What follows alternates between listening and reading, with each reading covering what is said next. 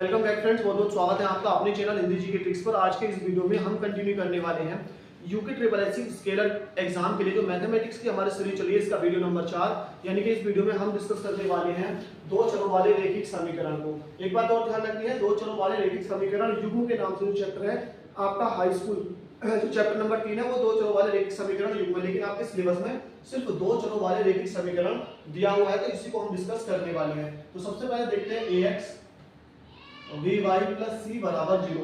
इस तरह का जो समीकरण होता है, देखो इसमें दो चर है a यानी x और y, ये दोनों क्या है यहाँ पर चर है। ध्यान रखना x और y यहाँ पर क्या है, ये चर है।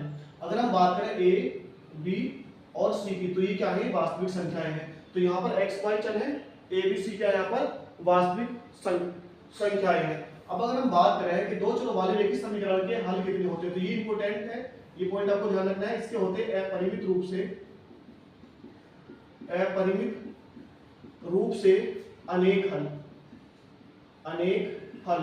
यानी दो चरों वाले रैखिक समीकरण के क्या होते हैं, अपरिमित रूप से अनेक हल होते हैं। अब वो अनेक हल क्यों होते हैं, क्योंकि यहाँ पर आप x की वैल्यू कुछ भी डालो, y की वैल्यू निकल जाएगी, y की वैल्यू डालोगे आप x की वैल्यू निकल जाएगी। तीसरी बात जो आपको ध्यान रखनी है ये कि इसका जो आलेख होता है दो चरों वाले रैखिक समीकरण का, ये होता है एक सरल रेखा। क्या होता है, सरल रेखा। सरल रेखा से मतलब है कि ये अगर हम आलेख इसका बना दे तो या तो यूं बनेगा सीधा, या ऐसे बनेगा, ऐसे, मतलब जिस भी तरह से बनेगा एक सीधी रेखा बनेगा, यानी कि इस तरह से नहीं बनेगा, सीधी एक स्ट्रेट लाइन बनेगा।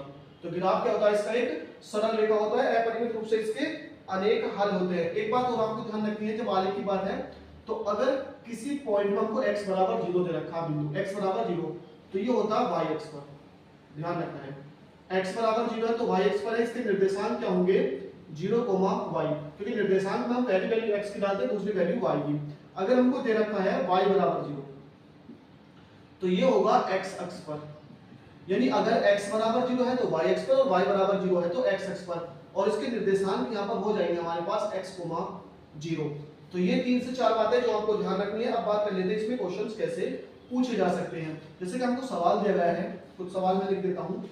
2x plus 3y 0.37। Second question हमको दे रहा है x minus 4 under root 3y। Third में लिख देता हूं यहाँ पर 4 is equal to 5x minus 3y। तो इस क्वेश्चन में ऐसे क्वेश्चन बनेगा कि a b c की वैल्यू क्या होगी। ये डायरेक्टली पूछ लेगा कि इस समीकरण का द्विघाती रूप क्या होगा, यानी दो चरों वाले रैखिक समीकरण रूप क्या होगा। तो सबसे पहले देखिए यहाँ पर x y और c तीनों क्या होते हैं, हमारे 0 के लेफ्ट होते हैं। तो यहाँ पर हो जाएगा 2x 3y आ जाएगा माइनस के 4.37 इज इक्वल टू 0। अब यहाँ से हमसे अगर a b c की वैल्यू पूछेगा तो इसकी तुलना जब हम ax by प्लस c बराबर 0 से करेंगे, तो देखिए x की जगह x है तो a की जगह कितना आ जाएगा 2, a का मान 2 हो जाएगा, b का मान 3 हो जाएगा, और c का मान माइनस के 4.37 हो जाएगा। सेम इस क्वेश्चन में करेंगे x, इस 3y को हम इधर लाएंगे माइनस के अंडर रूट 3y और माइनस के 4 बराबर 0। जब इसकी तुलना करेंगे हम ax by प्लस c बराबर 0 से, तो a का मान देखिए यहाँ पर इस पद की तुलना पहले पद से होगी। तो x की जगह x है तो a की जगह क्या हो जाएगा 1, b की जगह कितना आ जाएगा माइनस के अंडर रूट 3, और c की जगह आ जाएगा माइनस का 4। इसको भी देखिए दोनों हमारे कहाँ है, राइट साइड में है बराबर के, हमको लेफ्ट में लाने के लिए हो जाएगा माइनस का 5x, ये जगह माइनस का 3y और प्लस का 4 बराबर 0। जब इसकी तुलना करेंगे हम ax plus by plus c बराबर 0 से, तो यहाँ से हमारे पास a का मान आएगा माइनस का 5, b का मान आएगा माइनस का 3 और c का मान आएगा 4।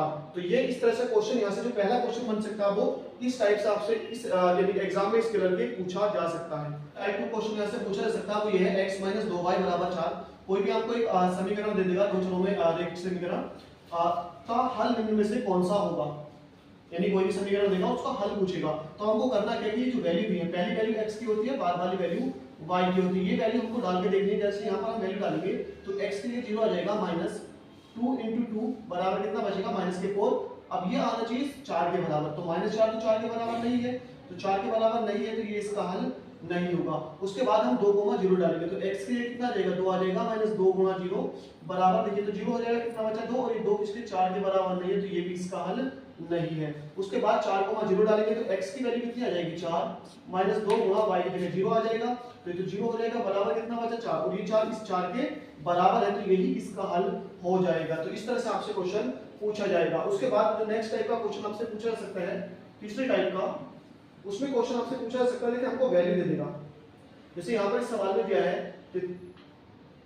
2x + 3y = k हो और x का मान 2 दिया है और y का मान 3 दिया है, तो k का मान हमसे पूछा है, यानी 2x + 3y = k है, x और y की वैल्यू हमको दी है तो k का मान बताना है। तो ये वैल्यू जब हम यहाँ पर रखेंगे तो हो जाएगा 2 × 2 + 3 × 3 बराबर के 2 दूनी 4 + 9 बराबर के 9 4 कितना हो जाएगा 13 बराबर के, तो k की जो वैल्यू आ जाएगी वो कितनी आ जाएगी 13।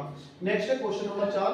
क्वेश्चन नंबर 4 में हमसे कहा है कि बिंदु दिया है 3,4 और ये जो बिंदु है एक हमको समीकरण दिया 3y ax + 7, यानी जो बिंदु है 3,4, ये जो आलेख है 3y = ax + 7 के आलेख पर स्थित है, यानी ये वाला बिंदु इस समीकरण के आलेख पर स्थित है, तो a का मान क्या होगा। तो यहाँ पर पहली वैल्यू होगी x की और सेकंड वैल्यू होगी y की, तो ये वैल्यू इसमें पुट करेंगे तो 3, y की वैल्यू 4 है 4 हो जाएगा, 3 x के लिए 3 आ जाएगा और a का मान a ही आ जाएगा +7, ये जाएगा 4 × 12 बराबर 3a और प्लस का 7, 7 को पक्षांतर करेंगे 12 - 7 बराबर 3 है, कितना बचेगा 5 और 3 भाग में आएगा बराबर 1, तो a की जो वैल्यू आ जाएगी यहाँ से कितनी आ जाएगी 5/3। इन्होंने कहा था हमको बिंदु दिया और ये बिंदु इसके आलेख पर स्थित है, तो पहली वैल्यू x की दूसरी वैल्यू y की हम अपने वैल्यू इसमें पुट कर देंगे, तो ये आ गया a का मान। यहाँ पर इस तरह से k का मान आपसे पूछा जा सकता है जो ऊपर वाले ने बताया, और तीसरी बात यहाँ से आपसे पूछा जा सकता है कौन सा इसका